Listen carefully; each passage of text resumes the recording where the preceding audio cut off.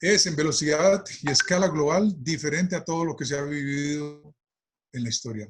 O sea, no hay nada que se le compare dentro del contexto de la magnitud del daño que nos está causando esta crisis, y que, como yo le digo a muchos, estamos empezando. Solamente estamos empezando. No estamos viendo todavía las consecuencias más negativas de esta crisis en todo aspecto, a nivel social, a nivel económico.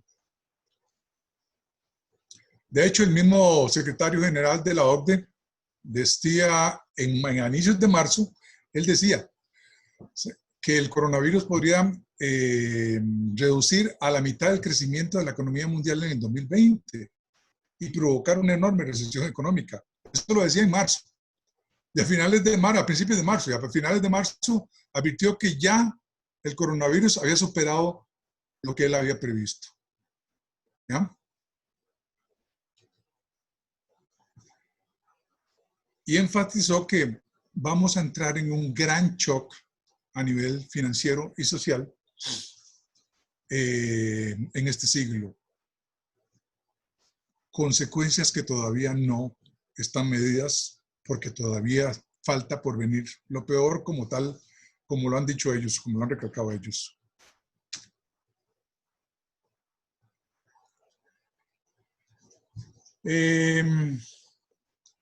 Aunque obviamente todo esto del aislamiento, del confinamiento, de la mascarilla, del lavado de manos, todo eso tiene una razón de ser dentro del contexto de la pandemia, desde el punto de vista sanitario. Pues obviamente que muchas de esas cosas, como el confinamiento y como el aislamiento, nos ha provocado un problema muy serio a nivel de la economía. Y no sabemos qué tan fácil va a ser poder salir de eso.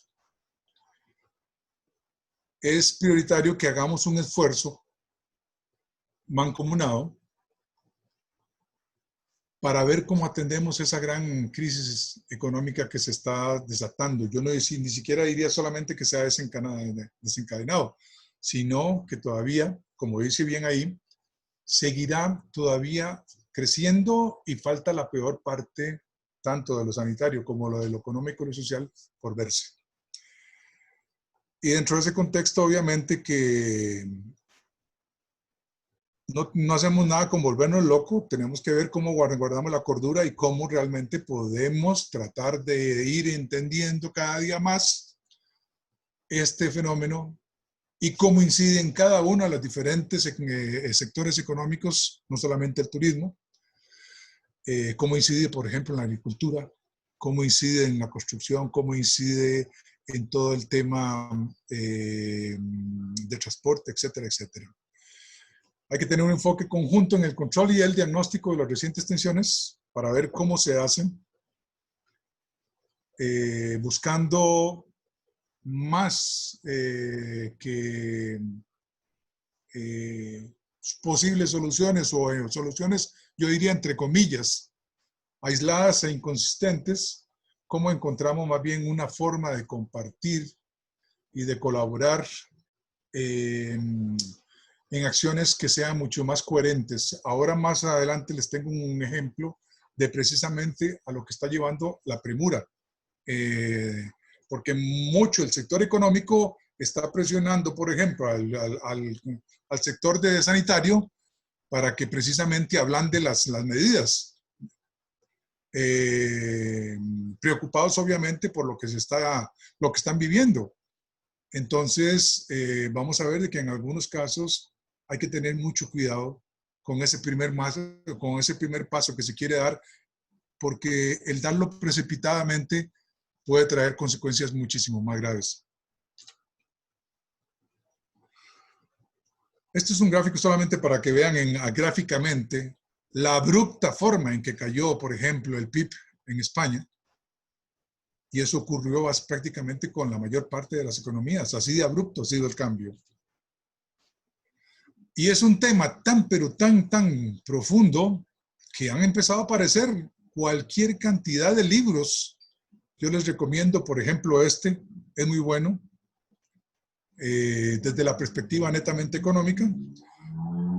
A nivel económico también se ha hecho, por ejemplo, este otro, que en la parte de la, perdón, de la parte de la cultura de la investigación, cómo está afectando a nivel de la economía económica mundial.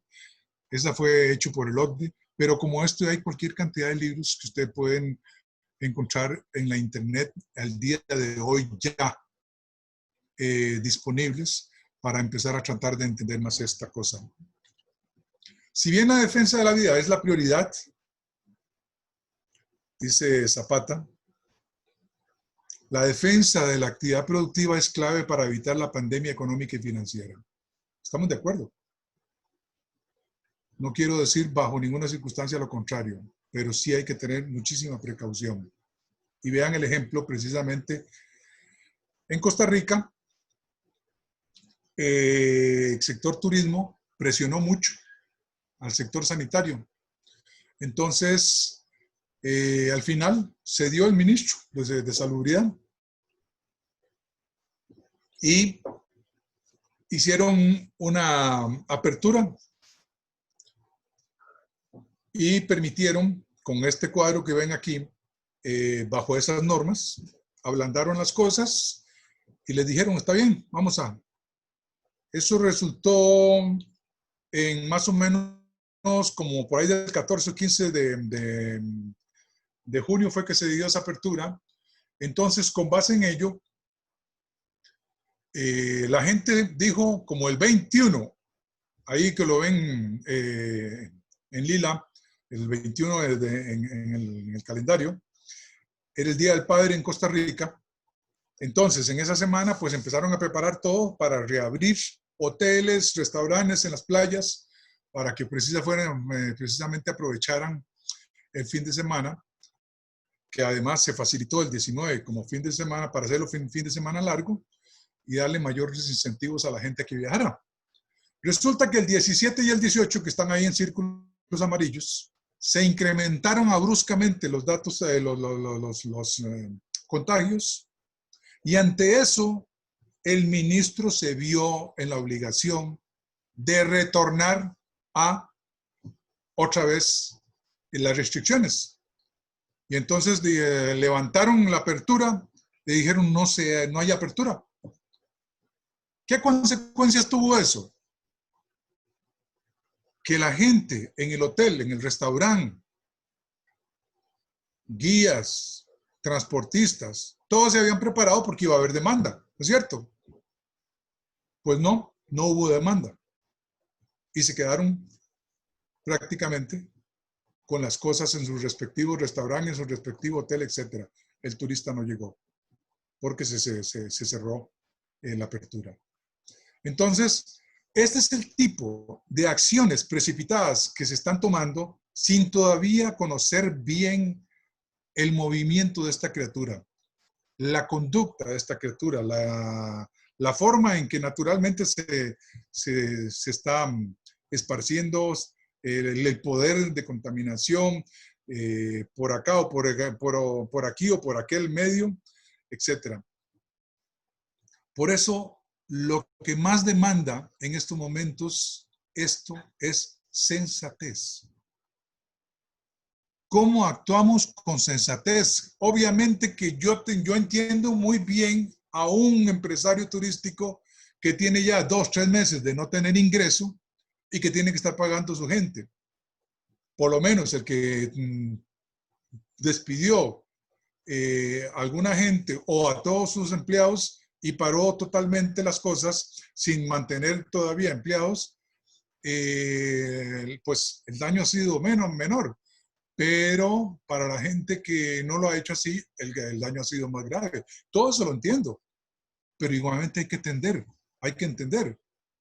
De ante un caso de un resurgimiento de contagios, ¿qué es lo que tiene que hacer el ministro de Salud?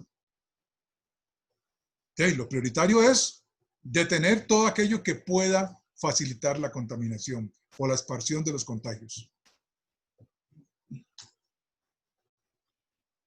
Ahora, Como bien lo dice la OMS, estamos viendo la punta del iceberg desde el punto de vista de contagios en casos de coronavirus. Pero hay algo todavía más grave, como dice Silvia Torrell. Ahora estamos mirando solo la punta del iceberg, que son las muertes del coronavirus, pero por debajo están las muertes adicionales por recesión, por pobreza, por desempleo, que se van a venir. Y ese es el iceberg que tenemos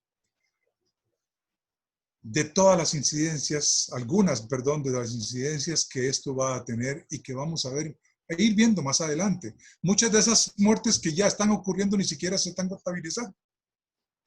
Porque se están contabilizando las de coronavirus, pero no estamos contabilizando un suicidio que ocurrió porque el tipo se quedó sin desempleo o porque el tipo se quedó con su hotel cerrado y tiene una inversión y una deuda enorme que tiene que responder y el banco no le ha flexibilizado sus créditos. Y así sucesivamente. O un guía que tiene 5 o 6 hijos de familia y que tiene que alimentarlos y no tiene ninguna opción para en estos momentos poderlo hacer.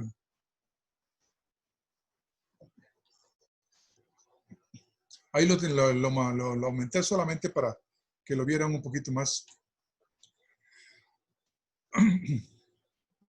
Ahora, como ven acá, esta otra advertencia, bastante reciente, esto fue de mayo, en donde se advertía que el COVID es básicamente la punta del iceberg desde el punto de vista de las epidemias y posibles epidemias que vendrán. ¿Ya? Y permítanme precisamente leerles esto. Es posible que en el futuro se produzcan nuevas crisis tan o más mortales que la actual. Si queremos evitar que los humanos se vean afectados en el siguiente brote de enfermedades contagiosas y adelantarnos, debemos adelantarnos para aprender sobre eso que no conocemos, porque una de las cosas que demostró el coronavirus es que era un bichito desconocido totalmente y todavía, por mucha tecnología que tuviéramos, no sabíamos por dónde empezar a atacarlo. Ese desconocimiento esa lección hay que aprenderla. ¿Cómo empezamos precisamente a tratar de poder entender mejor lo que se puede venir? Esta, creo que es esta, la vamos a ver, sí. Esta científica china precisamente descubrió 12 virus más, algunos de ellos tan o más letales que el coronavirus, de los cuales igual no se sabe cómo en estos momentos tendríamos que actuar para controlarlo, porque recién se están descubriendo.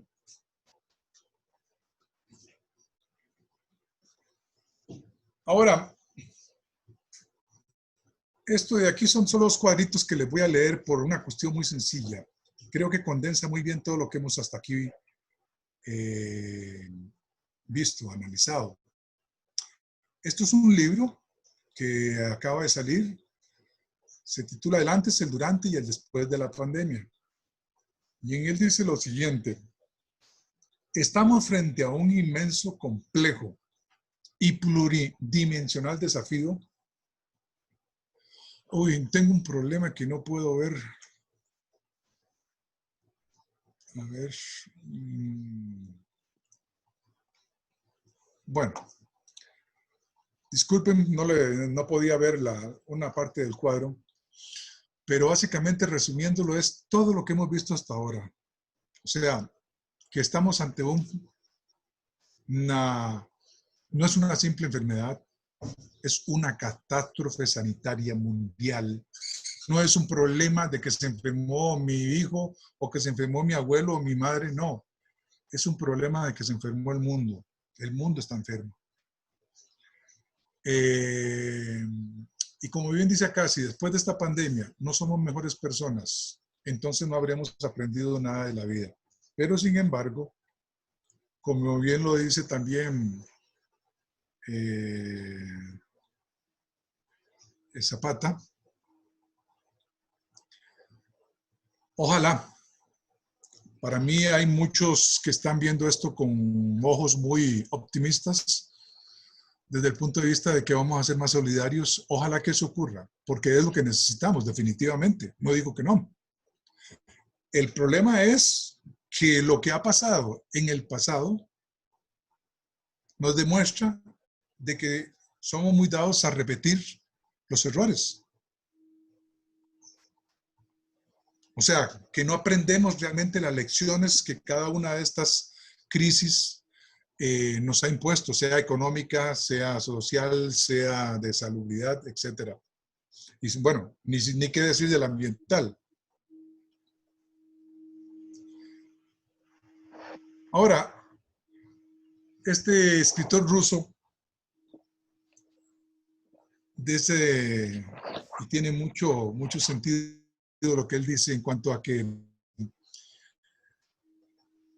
realmente pongámonos a pensar, ¿cómo es posible que nosotros necesitemos de semejantes catástrofes para cuestionarnos si estamos haciendo bien las cosas en nuestras sociedades? O sea, dentro de un contexto de inteligencia, siendo nosotros Homo sapiens, pues no debería ocurrir así, debería ser una lógica de comportamiento. Desgraciadamente no es así, no actuamos de esa manera. Y eso es otra característica que tenemos que nosotros como seres humanos aceptar. Ahora, podemos dejar por un ratito las penurias y lo negativo y pensar en que sí han habido cosas increíblemente positivas en esto también. Hay empresas que se han hecho muchísimo más ricas. Hay empresas, esta empresa precisamente, la que nos está permitiendo en estos momentos tener esta reunión, que como es Zoom, se ha disparado en sus ingresos y obviamente se han disparado sus acciones. O sea, este es un ganador de esta crisis, no es un perdedor. ¿Ya? Ahora, por ejemplo, algunos han creído que Amazon ha sido otro ganador porque su facturación se aumentó sustancialmente. Veámoslo aquí, por ejemplo, en números. En marzo facturó un 26% más que en ese mes, perdón, se facturó más que el mismo mes en el 2019, o sea, un 26% más. Pero sus accionistas no vieron eso reflejado en sus acciones. ¿Ya? Ellos más bien, en vez de tener los $7.24 que tenían en marzo del 19, bajaron a $5.09 por acción al marzo de este año, a raíz de las consecuencias de ¿qué? De los costos operativos. O sea, se dispararon gastos que no estaban previstos en Amazon, como uso de alcohol, como uso de máscaras, como de mandar a sus empleados a teletrabajo, a sus hogares, de surtirlos con equipo o sea, toda una serie de cosas que no tenían previstas y que obviamente les implicó costo para seguir operando. ¿Ya? O sea, repito, tuvieron mayor ingreso, pero al mismo tiempo tuvieron mayores gastos.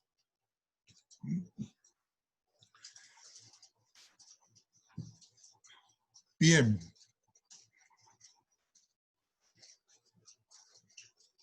Ahora bien, vamos a ver la parte de la incidencia directa de toda esta crisis en el turismo. Aquí tenemos un grafiquito, lo naranja es básicamente la conducta en el 2019. Vean que para abril, con cafecito un poquito naranja, cae abruptamente el comportamiento. Venía empezando, entre enero y febrero, venía empezando a darse un pequeño crecimiento, que era lo que estaba básicamente calculado, previsto, y un pronto otro en febrero, ¡pum!, empezó a descender la llegada de turistas a nivel internacional, al extremo prácticamente de casi dejar en mínimo la realidad que para ese entonces, para abril, por ejemplo, era en el 2019 eran casi 10 millones lo que habían llegado a América Latina. Para esa misma fecha, este año, o sea, hace unos meses atrás, teníamos apenas 1.186.000 turistas que se habían desplazado hacia la región. O sea, la caída fue totalmente abrupta. Ahora, ¿por qué ocurrió eso? Bueno, no es cierto inicialmente de que eso fue a raíz del miedo que tuvo el turista. No. Primero que todo fue porque empezaron a cerrarse las fronteras con diferentes tipos de restricciones en los mayores países del mundo, ¿ya?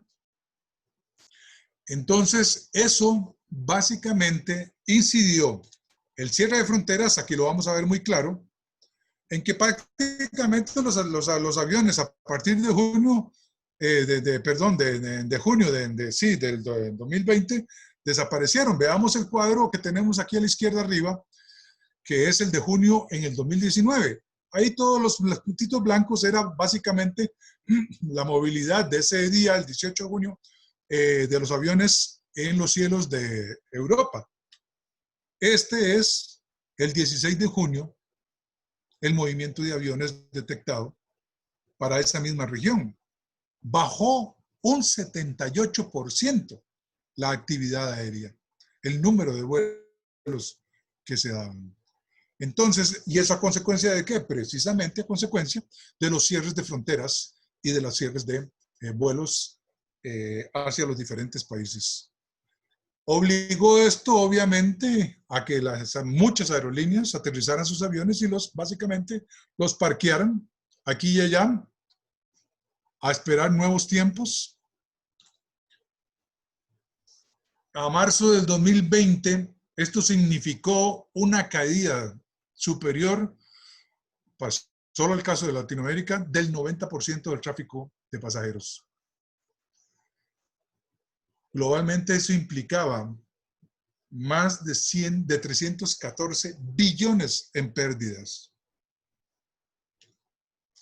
Perdón, aquí me quiero retroceder porque es importante que dimensionemos desde yo mi hotel, desde yo mi restaurante, desde yo mi empresa, de que esto ha sido monstruoso y en algunos casos prácticamente inconcebible, pero pasó y está pasando. Aquí vemos, por ejemplo, el impacto a nivel de los aeropuertos, solamente de aeropuertos, ingresos por los cobros de derechos de aeroportuarios. Al reducirse en un 97% los pasajeros, a nivel de porcentaje, eso implicó 36 millones menos de pasajeros y eso que dejaron de ingresar en los aeropuertos 700 millones de dólares al primer trimestre del 2020. Este es el escenario prácticamente de los aeropuertos. Uno que otro caso por ahí perdido cuando es un vuelo humanitario. Bueno, ahora algunos ya países han empezado a abrir fronteras, pero igual que han empezado a abrir, en algunos casos han tenido que retroceder. Y eso de esto es lo que yo quiero que tomen conciencia. A raíz de todo eso, obviamente, muchos inversores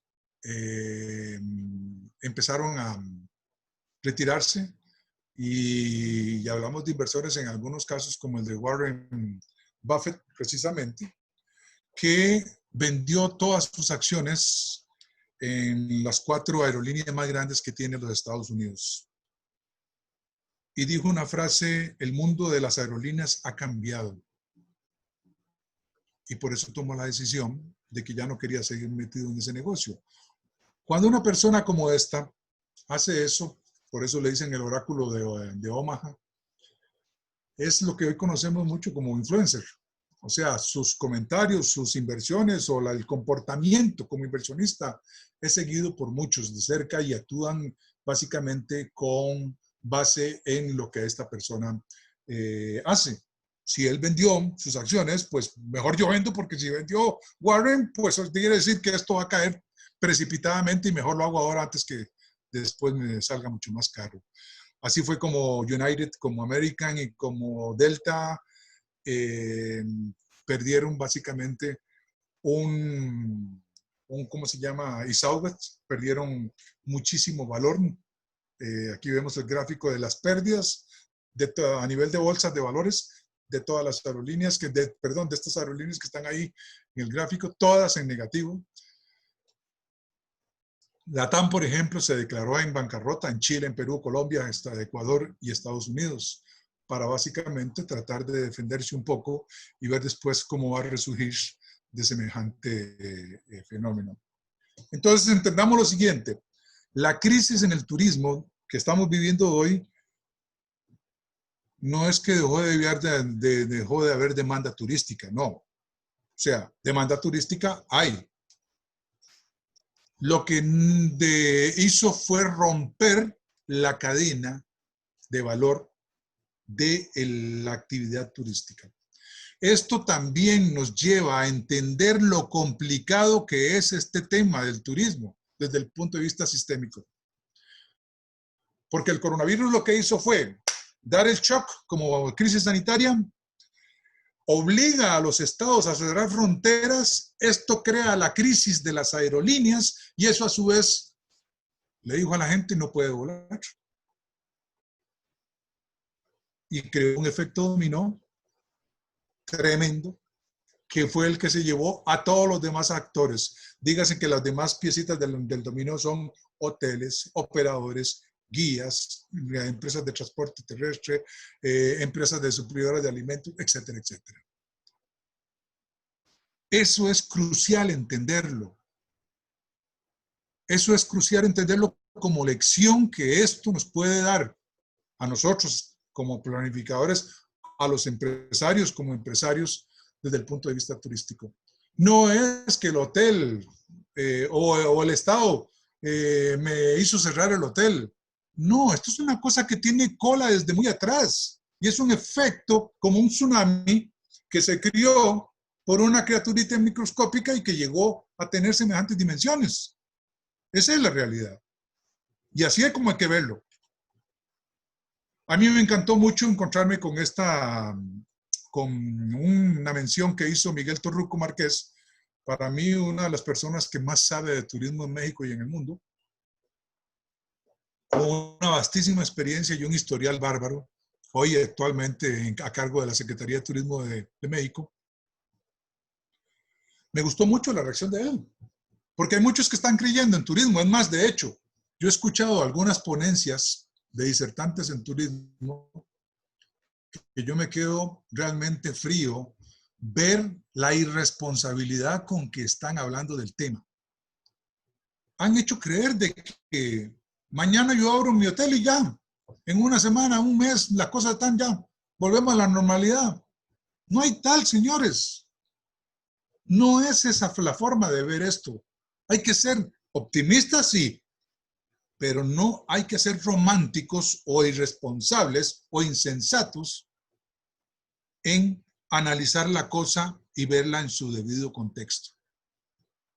Vean lo que el señor Miguel Torruco, un empresario turístico, hoy ministro responsable de una de las potencias turísticas del continente americano, que precisamente lo que dice él, el turismo no se recuperará por completo hasta el 2023. O sea, señores, tenemos para largo. Y tenemos que usar con muchísimo cuidado lo que tenemos hoy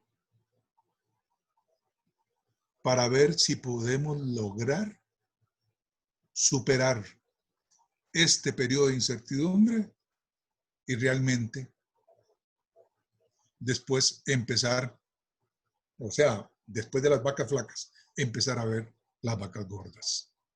pero no seamos tan irresponsables de seguir pretendiendo creer que yo abro mi hotel mañana y que en un mes lo voy a tener lleno o lo voy a tener por lo menos al 50% de ocupación. Eso va a ser muy difícil que ocurra de esa manera. Desgraciadamente, los datos, las condiciones no están demostrando que la cosa va por ese lado. ¿Ya? Con esto les reitero, no quiero que se tome esto como una negatividad, sino como una condición de realismo que tenemos que tener desde el punto de vista de ver hacia el futuro. ¿Ya? Sin duda, la pandemia es una tragedia humana, una gran tragedia humana, pero desde el punto de vista social, desde el punto de vista económico, nos ha traído consecuencias muy graves. Pero qué ironía de la vida. Ha permitido, desde el punto de vista ambiental, demostrarnos que las cosas que estábamos haciendo no estaban bien. Vean, por ejemplo, esa limpieza de esa ciudad